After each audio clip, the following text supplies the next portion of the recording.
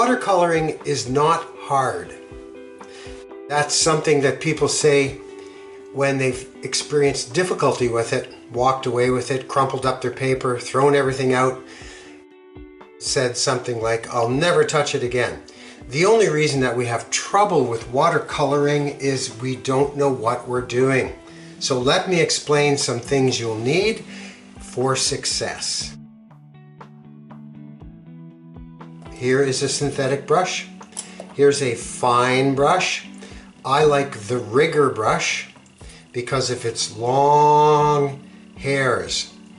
That's an option for you if you want fine work done. And you probably will not need a medium-sized flat brush. So one of these, pencil, an eraser, razor blade, not quite yet, tape definitely, blue or green, and your choice of a permanent black marker. Both of these are excellent papers. This is a Winsor Newton watercolor paper. It's 90 pounds. This is a Saunders English water paper. It's 140 pounds cold press. This paper, it's a little different. This is a Fabriano paper from Italy. Notice the different shades of white. White, very white, a little bit ivory, a little whiter, a little darker. They all respond differently. Now here is what you don't want. I'm not putting down Daler Rowney, but this is mixed media is not what you want to buy.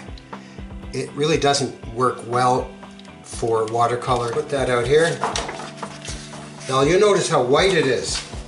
And the reason why it's so white is it's been bleached and it has no sizing in it.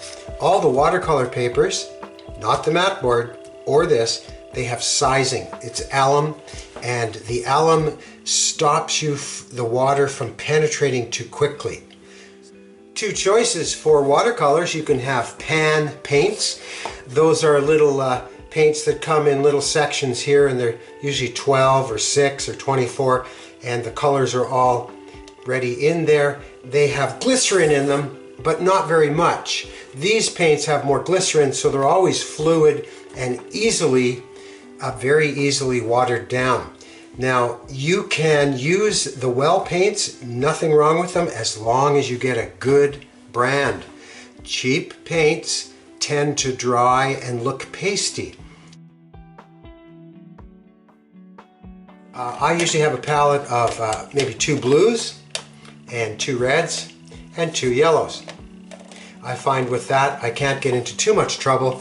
These are the earth tones. You can get black, and you can get burnt sienna, you can get raw umber, all the earth tones, yellow ochre.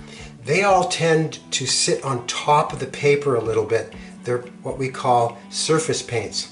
These paints, except for ultramarine, which is kind of in between, but the phthalo, the alizarin, and the azo yellow, those go right into the paper. So the really red reds and yellow ochres will sit on top. So these two really belong up in this category. So we have our staining paints, and you will get to know your staining paints by the end of this class. A rag is good as opposed to a paper towel. Paper towels have their place, but generally speaking, a rag is great because you can wash it and reuse it. I'll use these for special things like lifting. So some paper towel or Kleenex and a rag. So here's our basic kit. I like a big jug of water because then I don't have to change it too often. However, I need to get some water into my paints. So what I'll be doing is moving the jug over here to the side, and this is where you may need your big brush, you see. It comes in handy for all kinds of things. I make sure it's clean. Even though this brush looks dirty, it's not, it's just stained. The phthalo tends to stain brushes, so it's clean. So there's a drop of water in that one, and a drop in this one, and my blue is here, and my yellow is here. I have now added water to my paint. So if you have some paint here, you can thin all this down just by tapping it. And you can put some here for what you need to use. Now, paint can be thick and paint can be thin. So I don't want to get my water dirty, so I might have a couple of these little containers to clean the brush and add clean water.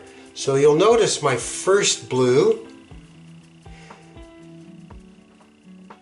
and then I clean it, add a little water to this blue, add a little water here, and now I can get dark, medium, and light just by puddling up. If you want your watercolors to work really well in the beginning, just think of coloring. When you color, you only use one color at a time. I don't think anyone takes 5 pencil crayons or felts and colors 5 colors at once unless you're doing some kind of rainbow thing. So what I'm trying to do here is get a dark and a medium.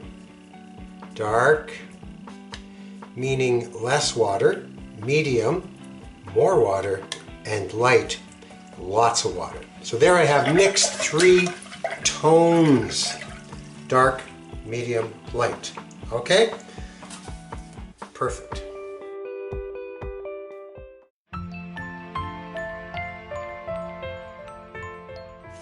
So many ways to get feeling artistic. This is with a regular Sharpie, so I'm going to actually do exactly what I did there. I like these little, making sort of a frame, which you can cut off later if you want. And then I put in my hole in my circle. Taking a minute and put in my pear, which is an interesting shape. I like drawing pears. Put a little thing at the top there.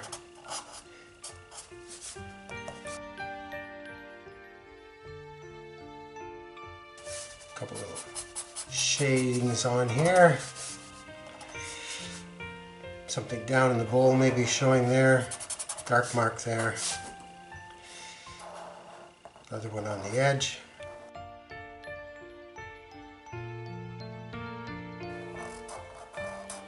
And I'm just having a good time, not getting too serious with it. Leaving some edges, putting in a table.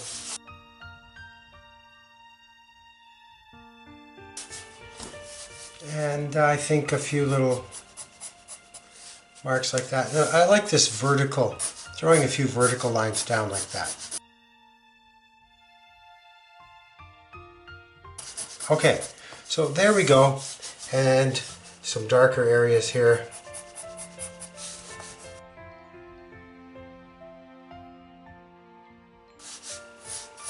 Especially down in there. There we go.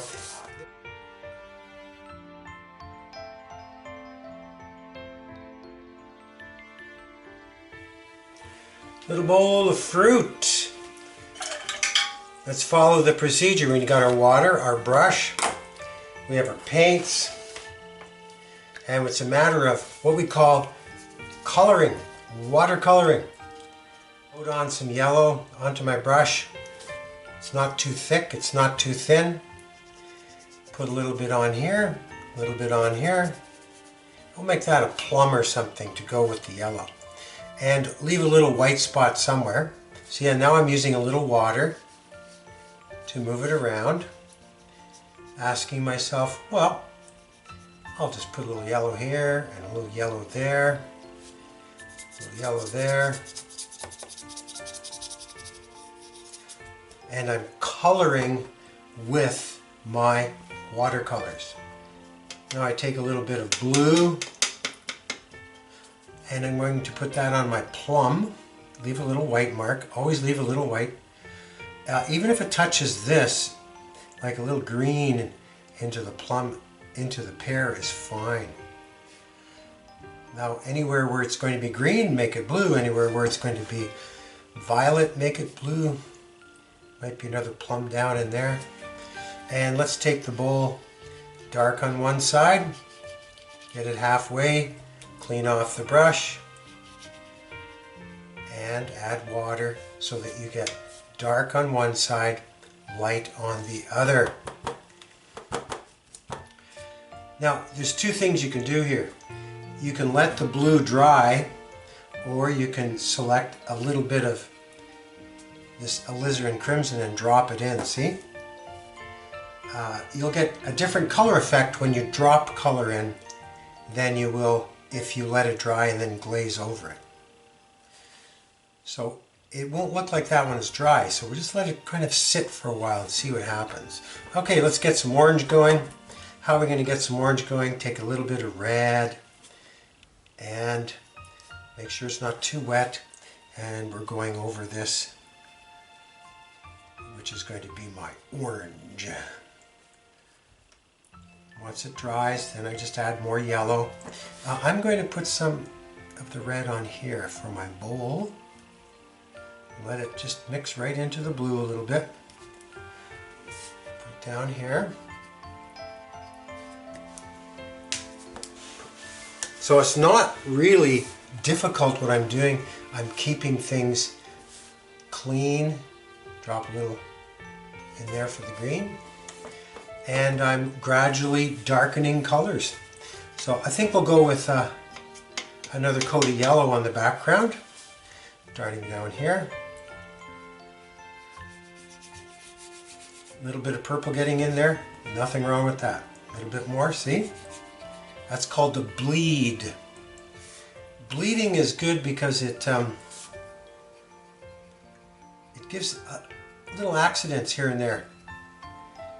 Don't be afraid of a little bleeding on your picture. See the tap stroke? Nice. Look, that's it. I'm going to let that sit for a while. And I could just coat it. Give it more, a little more yellow for the orange. And I haven't even started shaping or modeling things. All I've done is put in a few colors here and there. Watercoloring. Make some little pictures. Pretend it's like a felt pen or a pencil, colored pencil, and just color it in.